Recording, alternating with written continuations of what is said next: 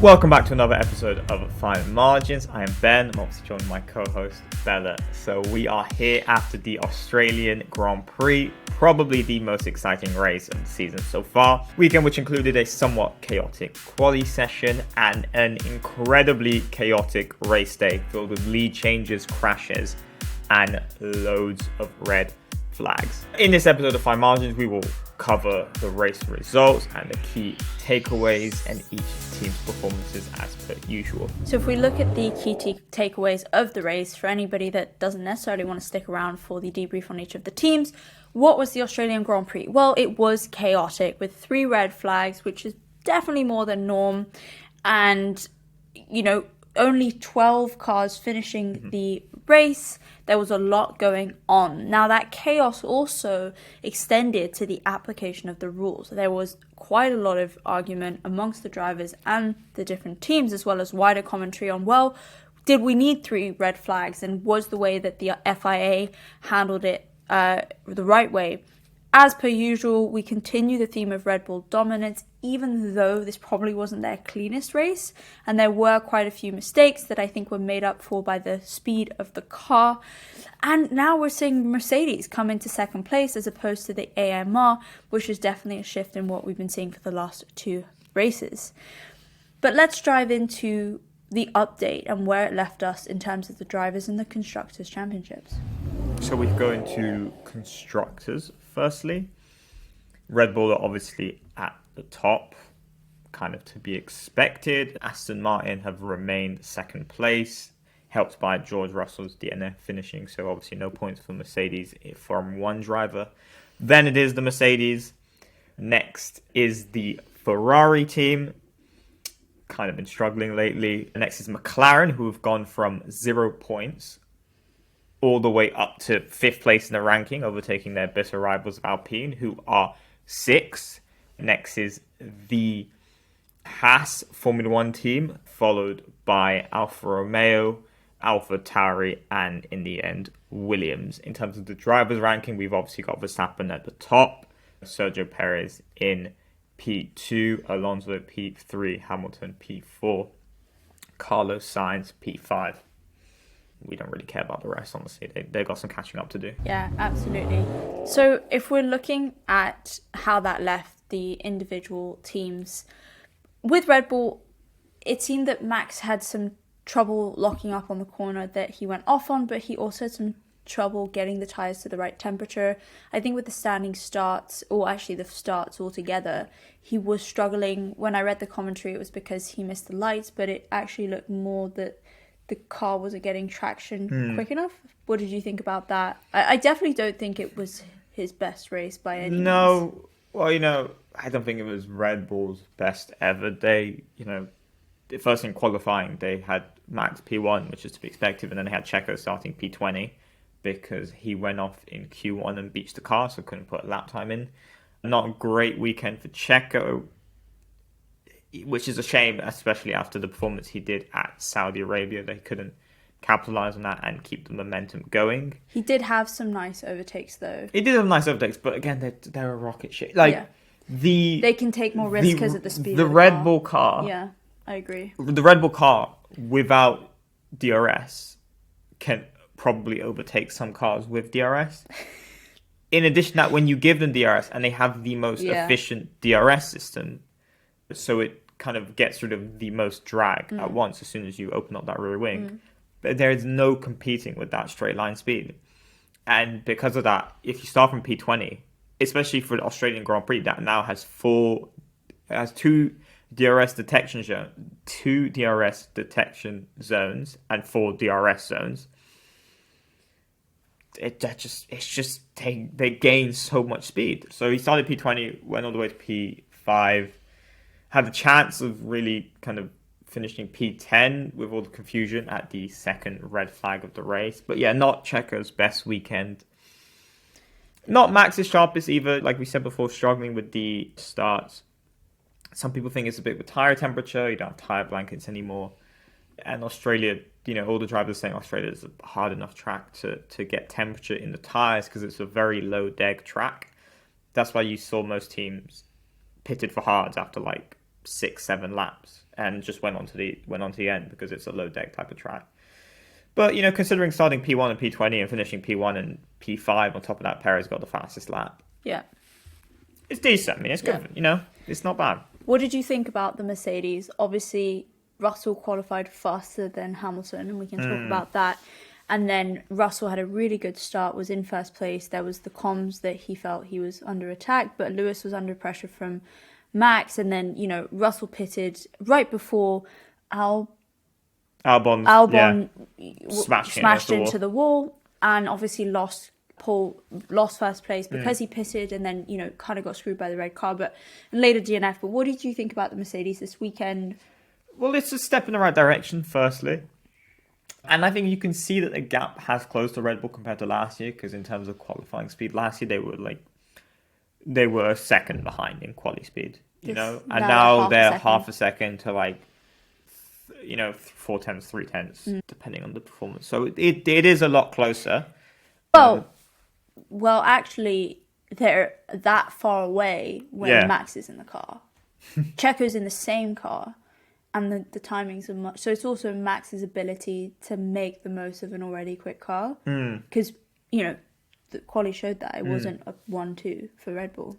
Obviously, but Checo beat the car. But you look at Checo's performance last and race, he got the pole. He was that's true. That's true. Miles ahead of everyone. That's true. But they're faster. Again, it's hard to say. A lot of it's track dependent. Jeddah and Bahrain are much higher degradation tracks compared to Australia. Which is a problem they have. And Jeddah's just it's a vicious street circuit of it's your foot's full on the throttle for 70-75% of the race of Jeddah. So obviously, if you're going at max speed, it's a very, very advantageous track to the Red Bulls. And this one suited, obviously it always suits the Red Bulls, but it suited other teams like Mercedes more, because no upgrades have been brought to the team, so it's the same car. Obviously you can manipulate the setups a little bit, and I guess you have more of an understanding of the car, but it is track dependent. But it's a much better performance from them, especially from where they were last year. And it's a shame about George Russell's race, because obviously put it P2 and then kept it P2 because Hamilton took the lead. No, sorry, Hamilton didn't take the lead. He took the lead, and then Hamilton went P2, and he was looking good. Hamilton was looking good. They both had a great start.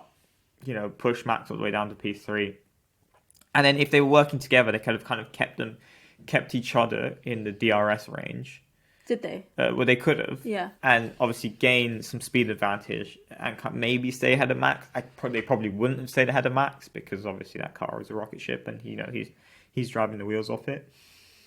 But it was a great day for Hamilton. Hamilton put a great performance in. Yeah, especially considering all the restarts, and you didn't get caught up in any went over Max and took second place over Max in the first restart, kept the lead in the second restart. And on top of that, when Max overtook him and he went to P2, he was fending off, Alonso, who was using every trick in the book to, try and force a mistake on him. Yeah. And I do think there's some interesting racing this season, in the sense I like that Alonso has a car, and that this battle that he kind of hoped was going to happen with Hamilton all those years ago is now happening, because it's true. It's really those two that I think are very much contending for second. Sure, Russell as well, but in terms of the history being there, I think Max, I'm actually not even that first. Max can be in first if he wants, but seeing interesting racing, seeing the battles, I am enjoying it, because you are on the edge of your seat. And they're both two amazing drivers. I think with Max it's a bit different, because of the pace of the car, you're almost you could be the best driver in the world. If you're in a slower car, you're in a slower car.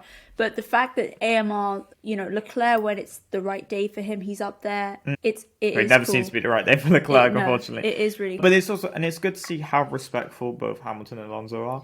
Yeah. Especially in the post interview, Alonso was saying to Hamilton he drove like a champion, didn't make a mistake, and Hamilton says he loves the battles with Alonso this year. It's been a lot of fun, and it's obviously really cool. been very respectful. And it's fun racing. And they both know every trick in the book, because Alonso's he was born and then he was put in a Formula One car and he's never gone out. He was born and then he was put in a Formula One car. And then Hamilton's was this, I can't remember how many seasons, 15, 16, 17, a long Yeah. time. So it's just two of the most experienced drivers, Yeah. and obviously two world champs, multiple time world champions on the grid, just kind of, duking it out, and it's great to see. I mean, congratulations to Lance Stroll and Aston Martin for creating a car that's now competing with Mercedes. Yeah, it's not Mercedes' best time, but still, you're competing against one of the big up Toto Wolff. He's got stakes in Aston Martin as well, man. He just all his teams wins. All his teams win, man. He's just so funny. He makes that bread, man. 100%. But if we look at then the Aston Martin team, another successful day for them. Considering that Alonso got hit by Sainz, yes, he was able to regain his position because they were only in the first sector and the rules didn't apply. But all in all, well, I mean, we'll go through kind of the consequences of the red flags and our thoughts on them later on in this episode. But P3 and P4 probably would have finished P4, P5 if Russell, or maybe P3, P5. Obviously, great race by Fernando Alonso, to be expected. Lance Stroll is the weaker link. He is the weaker link. Like I said that in the last episode. Lance Stroll's a good driver. He's not miles behind though. No, he's not miles behind. Lance Stroll is a good driver, and he deserves to be on the grid. And he's proved that in the past. And I think he would unnecessarily get some stick, especially during the really slow Aston Martin days. But there's only so much you can do with a slow car. Yeah. I think he's a good driver, but if you compare him to all the other, I don't want to call them all number 2 drivers because they're not all number 2 drivers, but if you compare it to the second driver at Mercedes, it's George Russell. Yeah. George Russell's clearly better than Lance Stroll. If you compare him to the second driver at Ferrari, it's Carlos Sainz, who I think is also better than Lance Stroll. And if you compare him to the second driver at Red Bull, obviously you don't have to compare Aston Martin to Red Bull, but it's Sergio Perez, who is also better than Lance Stroll. And that's like, whenever you're looking at the qualifying sessions, Alonso will put it P3 and Lance Stroll will put it P6, Yeah. But every other team, it would be kind of like P2, P1, P2, P2, P3. The gap between the two drivers are much closer. But P3, P4, I think Lance Stroll got a bit fortunate with half the grid DNFing. So, to be fair, it's not just him. A lot of teams that finished in the points got very fortunate because of half the grid DNFing. But another good weekend, 3 podiums in a row for Aston Martin.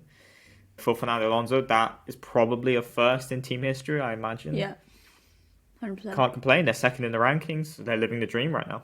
Yeah. Now the next team is Ferrari. I think it's a real shame. Just another Ferrari day. I mean, even when they don't do anything wrong, things go wrong for them. So the big one there is, Carlos Sainz getting the penalty for going into Alonso after the third red flag or the second? Second red flag. And we'll go into why that was kind of contested. And then, Charles just had to struggle all weekend. Yeah. He didn't get clean. I think if I remember correctly, he didn't get the cleanest lap for his final run in Q3, or he struggled on his preparation lap. Yeah. That's why he put the car in P7, and then so not a great quality session, and on top of that, an even worse race day where he got tagged by Lance Stroll in a racing incident, and then beached it, and then DNF, which is very unfortunate. And then Carlos Sainz was doing a decent race compared to the pace of the car. Yeah. Kept it P5, P4 in that area. And then unfortunately just tagged his idol, Fernando Alonso. Well, they're just in the midfield. It's a real shame, but tough. they are in the midfield. And it's tough. Like, no matter the race, especially kind of a track where, there's a relatively longish straight to start, and then there's, a hard turn somewhere. There's always going to be contact. Sure. There's always a high chance of contact. And then if you do a start 3 times, that just, there will be, people will smack into each other at some point. And it's unfortunate, it is, it's difficult because Fernando Alonso, he was saying in the kind of post-race interviews, he was saying, I think the penalty on Sainz was harsh. But I also think that if Alonso didn't get his P3 restored, would you be saying the same things? And that's not a jab at Alonso saying that he's hot and cold, but it's just if you stay on the podiums, you're in a much better mood and you can look at things obviously kind of much more rationally than if you were P3 running P3 all day. Yeah.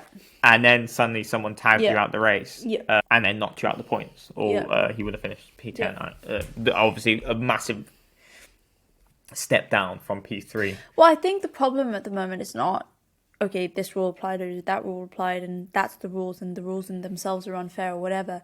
I think the problem that people are seeing is that the rules are being differently applied and it's unexpected. Like, you can't calculate risk versus reward if you don't actually know what the rules that will be applied are. It's this thing that a lot of the drivers and teams are not actually sure the decisions the FI. There's a lot of, basically, there's more grey area than there is black and white, especially when it comes to red flags and penalties.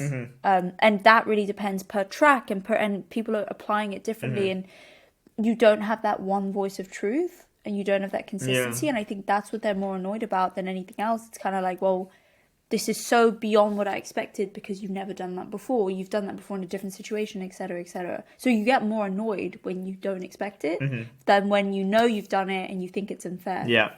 No, I agree. And it's just, it's hard to watch as a fan because red flags are, one red flag I think can heighten a race. Yeah. But it's just, there's such a gap between when the race ends and when the red flag is initiated to when the race starts again, And obviously it's not anyone's fault because there's loads of debris and there'll be loads of, broken car bits on the track. So it takes time to clean up. But from a fan's perspective, it does slow things down, especially when it's the third one of the day. Where it's like, Christ Almighty, this is difficult. It's also, I mean, we are going into the regulatory and political topic that we do want to talk about. But before we do that, is there any other teams you want to discuss? I think big one is Alpine self-detonated. The two Alpines was a disaster. Each other out. I mean, it's unfortunate because it wasn't anyone's fault. No. It was just there was chaos on the second red flag restart, and they unfortunately just collided. And it's a shame because Gasly was having such a terrific race as well. He was running in that P4, P5, P6 area. Really he was fantastic all weekend. And I think, he's been better than Gasly this year. Gasly's been better than Ocon this year. And I think we call that because Gasly is a better driver than Ocon. Yeah. And Ocon's a decent driver. Yeah. We've had our gripes fine, but Ocon's a good driver. But Gasly is a better driver. Yeah. And it is a shame what happened. But again, I was very surprised how respectfully they both handled it in the media. And Same. I think they probably understood that it was no one's fault. It was no one's fault. And if you watch the replay, it's no one's fault. It's just a disaster. And their counterpart, McLaren, look, they're in the points, amazing. This was a real jump for them in the Constructors' Championship, or the Drivers' Championship as well. Obviously, like you said, when most of the grid doesn't finish, you kind of need to be in the points. It's like it was 12 cars finished the race. Yeah. One of them was Carlos Sainz, who had a 5-second penalty off a one lap behind the safety car, which means it's virtually impossible to finish 5 seconds behind him. So it's basically 11 cars. So there's one car that missed out on the points, which is Valtteri Bottas, which you've got to be kicking your heels at that point. So you're basically guaranteed there's a 10 out of 11 chance you'll finish in the points. McLaren got both cars in the points. I think they would have ended with one car in the point, obviously lower down, probably like P9, P10, P8 with Lando Norris. That's so funny. 10 out of 11 chance. But they... And the only one who did it, that's is so Valtteri. funny. But it's a shame because I can't even remember Valtteri's race. That's just the Alfa Romeos. Just don't pay attention to them. But yeah, you can't really complain. They capitalised on what happened in front of them. And I'd also say, big shout out to Haas. Yeah. Nico Hülkenberg, P7. We are coming for the title. You heard it here first. They honestly, Hülkenberg should have had P4. Hülkenberg should have had P4, but they reorganised the order after the third red flag. Hülkenberg should have been P4, but they said no, we're going to move you back to P7 because we hate you and we hate Haas F1. But yeah, they were not happy. Because they could have been P4 with a chance of going for P3, getting their first ever podium, which would have been the champagne bottles would have been. But it was a very good day for them. P7, more points, can't complain. Not great for Magnussen who DNF, but Yeah. You can only ask for so much. And I just say it's also very sad about Alex Albon's race because That was sad. He put it P8 quali and Yeah. he could have finished the points and had a really good day, especially after having a great race last year at Australia. But when you just lose control and smash against the wall, you can't really blame anyone The other than Williams yourself. are in better shape, and They're I don't know whether faster. that's James Vowles or whether that was, the I work of last year now coming into fruition. imagine it's the work of last year. Yoss is in for sure. I think, Because yeah. Because you can't, as good as highly we rate James Vowles and we think he's really You good can't higher, make changes. there's no way you can, No. come in like a week before the season starts and then suddenly like your car I mean, there are quick wins. You can have quick absolutely, wins on the strategy and low side. hanging fruit. But yeah, no, I think it's really cool to see Williams, which is such a renowned team now, actually like not being at the back. And I think that's a really nice segue into the big topic of the race, which was this debate between... The debate was about the red flags and should they have been applied. It was about the penalties that were given it during... the chaos ensued, the red flags, and it was also about the orders that were replaced after the third red flag and so on and so forth. The big theme that I came out of it was entertainment versus real sportsmanship, in the sense that red flags make it more entertaining because, for example, Max on I think the second red flag lost his 8-second gap and was again right next to Hamilton and the rest of the grid, and that makes it more interesting because is he gonna DNF or is Hamilton gonna take him or whatever. But on the flip side, for a driver like that that's made up that gap or has done really well, is it fair to just kind of reduce that to a standing start? Is it taking away the predictability of the racing? Honestly, I think it's not only for this races. I think they get very trigger happy with red flags and free practice and qualifying sessions. And frankly, it's dramatic.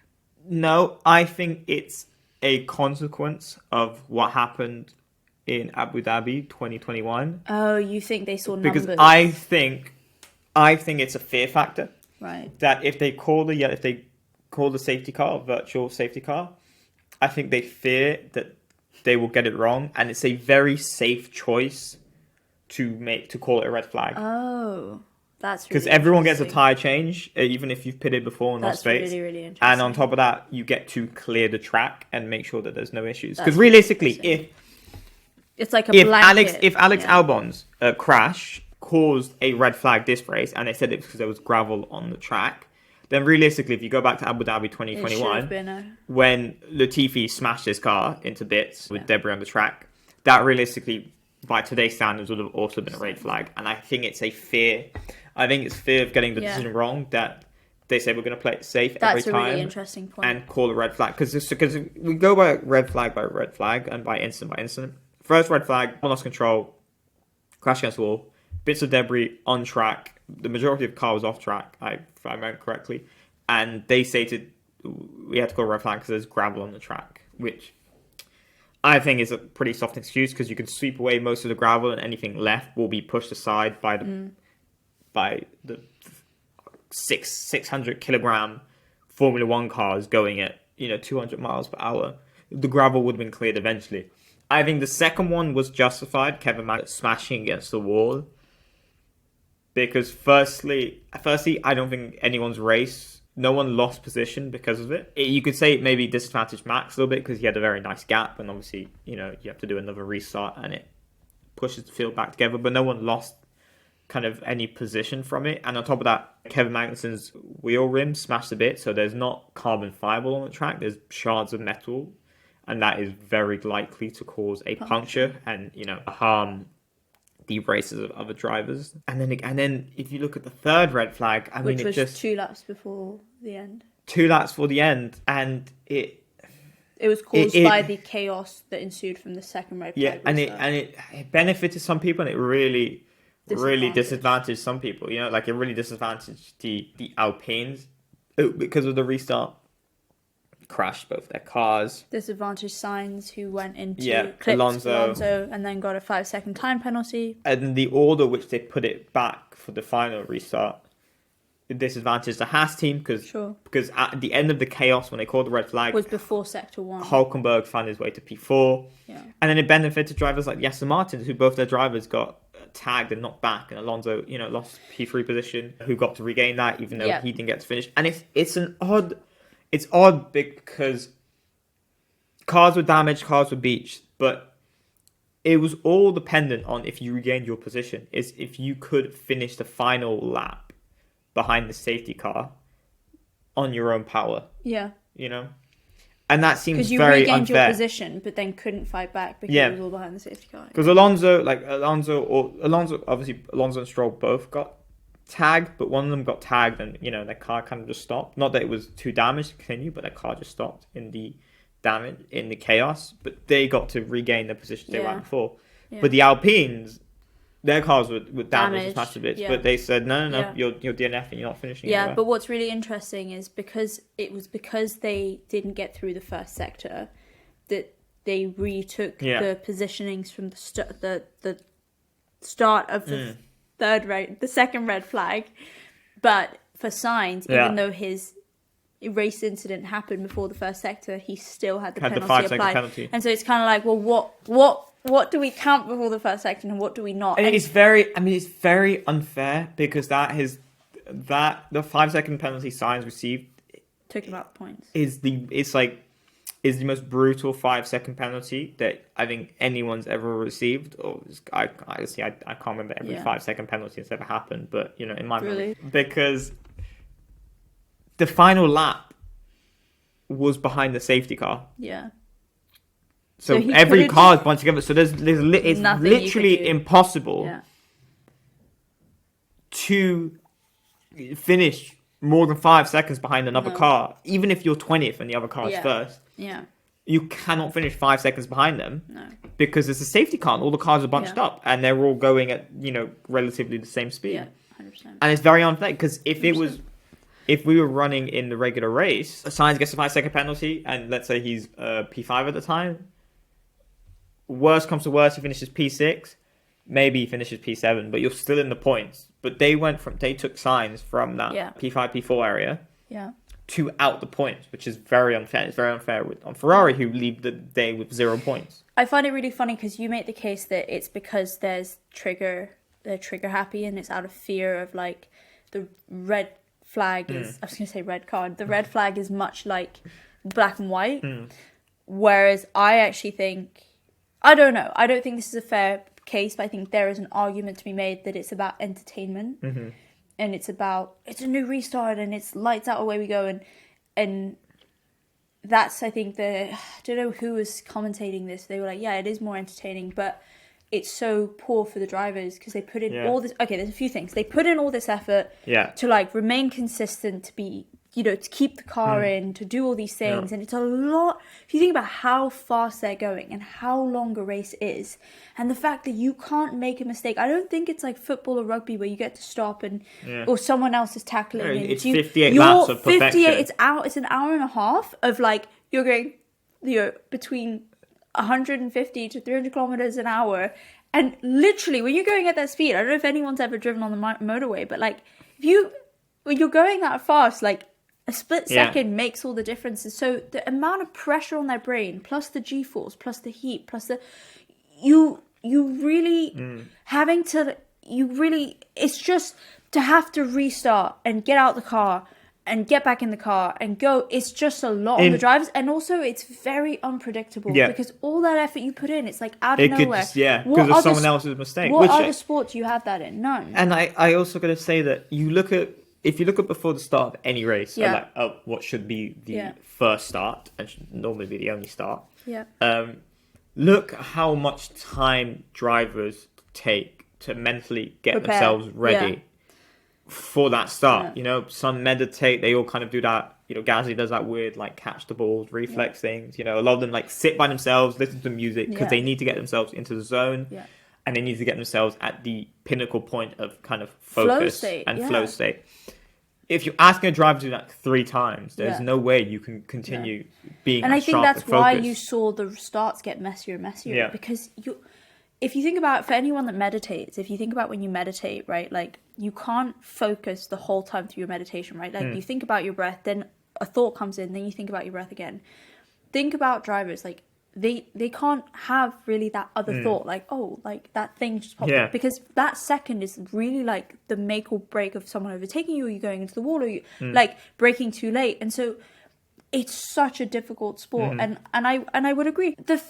The argument I'll make is the drivers are the first people to say safety is paramount. Yeah. They're the first people to say when it's raining we should stop the race. Well, they're the ones risking their lives. They're the first people to say, like, if that guy is crashed, like, we need to be Yeah. careful. But when you're starting to put red flags in, when even the drivers are like, this is so uncalled for. There's no need for this. No. I think there's something to be said there, and that really brings me to like my final point, which is that we haven't had consistency in how rules are applied since 2019 when Charlie Whiting died, because he was really the source of truth. He knew how to manage all the team principles, like what he said goes. And then you kind of had this palaver of Michael Massey in 2021 after Abu Dhabi and the controversy that happened here and him kind of being sacked/demoted. And now at the moment, there's a lot of pressure on the current race director, Niels Wittich, who shared the role last year and now is making all the decisions for 23 races. But it just doesn't seem like they just don't know. Like, they don't have consistency, and no one is as good as Charlie Whiting, and no one, like, what do they do? Because it's becoming a big problem. And one of the biggest themes is if you look at the kind of the penalty given to Sainz and you compare it to the penalty given to Alonso last race at Jeddah, they took to give Alonso his 10-second penalty because he incorrectly said 5-second penalty. It took them something like 35 laps. In addition, Alonso go on the podium, celebrate, like he said, drink the champagne, take the pictures. Take it away, give it back. It took them all that to then go, no, you've been demoted to P4, George Russell P3. And then now they immediately gave it to Sainz. Yeah. Like, instances after it happened. I understand the different scenarios. And then they punished him brutally. Can you imagine that happening in a football game? Like, we take a goal away, whole game goes through. I know. You've won the game. You've won the trophy. We made a mistake. They did get that goal. Can you imagine? Like, it just wouldn't happen. No, exactly. It just wouldn't happen. Like, I think I've only ever seen that in the Oscars when they call the wrong name of the film or the actor that won. So that's the thing with F1 is, like, it's really weird. It's a strange sport. It is a strange sport. It's a strange sport. There's a lot going on. There's innovation, there's cars, But I agree with you. It's really, really interesting. It's odd. And it's odd, and it's not the odd that drives entertainment up. No, it's the more odd that's frustration. Exactly. It's like, because it's not sport anymore. It's so unpredictable. It's bureaucratic and too much It's hugely bureaucratic. Legislative. Sorry, guys, I struggle to pronounce words. And it's obviously, I'm not saying that Formula One should be, an anarchy of, monster trucks and bumper cars or whatever, because you obviously need rules and you need strict, but you need a consistency in refereeing the game. Yeah. If not, drivers do not know. Drivers won't know from one race to another how to attack. How much can I get my elbows out and push this dude wide? How much can I just not attack players? And can I not attack other drivers anymore? Can I not do this? Can I not do that? Well, it just isn't about the race. And that leaves indecisiveness, and indecisiveness leads to normally bad decision making. Yeah. So now we have a bit of a break before the next race, which is in a few weeks. Yeah, it's on the weekend of the 22nd of April. Okay.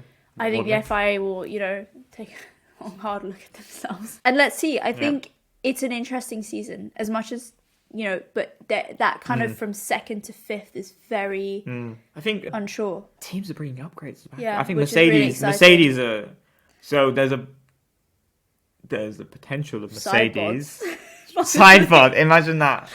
The Mercedes car we don't know if the upgrades apply correctly and that they're useful. Toto didn't tell you. He didn't message you. They could potentially be very quick. I don't know if they'll be race winning quick. And I think McLaren's bringing their correct car. The so car which just started the season with the wrong car. But but they did after they shipped the one after the Bahrain testing and then the race at Bahrain. They were like, yeah, we went in the wrong direction, but the right one's coming. I think it's Baku, so hopefully they're competitive again. Can you imagine, like, those engineers, right? Like, you've done all that work and then it's like, right, this is our deadline, build a new car. It's just... Well, it's a crazy industry. They've restructured their whole engineering process in terms of they've created more divisions to focus on different things, different with aspects, all their new like Ferrari chassis, engineers. Chassis, aerodynamics, stuff like that. Yeah, this is why I worry about McLaren. And I've said it before. Aston Martin, they're great. You know why? Because they hired from Red Bull and Mercedes, the two winning teams of the last decade.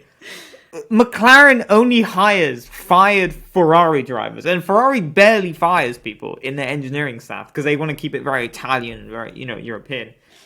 So McLaren only hires the failures of Ferrari, and Ferrari is a team of failures. So they're not even hiring the best. It's very it's harsh to call them a team of Ferrari. That's really harsh because I think Ferrari has some incredible minds. That's without a doubt. Because look at them as a team, the car they built. They have procedural problems, and that isn't actually necessarily down to your engineers. Or that could be like management problem. It's a management, like who are your managers? How are your operations? Like brilliance in mind is not enough. You need operators there. I actually think Ferrari has brilliant people. I think their engine is a bit touch and go, but like they produced a very quick car. They are the most successful F1 team. And then they somehow ruined the very quick That's car. not, but I think their operations, and then we come back to this point of diversity and inclusion. Do they have a diverse enough staff? Relative, I don't think so. So it's not necessarily the case. And I also would disagree that it's not people from Ferrari getting fired. I think Ferrari is in a tumultuous time. I think some people are leaving. That some might be fired, some might be leaving, but I agree with you. How did Aston Martin do so well? I think they hired the best. If you can't beat the best, they hired the best. And there is Ferrari's not the best, unfortunately. And there's definitely like a caliber of top people in F1, and then it's not like a plentiful bucket. FYI, we've done an episode of everyone leaving Ferrari, so yeah. So if you want to check out what's actually been happening at Ferrari internally, check out our last episode, which is about kind of what top level politics are going on since the new CEO Benedetto Vignac came in. Not he didn't come out. He came in 2021 and is making some drastic changes to Ferrari. I think to make a more current team. Like Ferrari as a business are moving towards electrical cars. They gotta go check them out. So on that, before I give you the whole episode and this episode in itself becomes long, thank you so much for listening to this episode of Fine Margins. We have some exciting things coming this month to do with some really interesting people in F1. And our next episode will be on why the Aston Martins are fast. Yeah, how they achieve this. How Lawrence Stroll's 5-year plan is going. Yeah. Thank you so much. Thank you for listening, guys.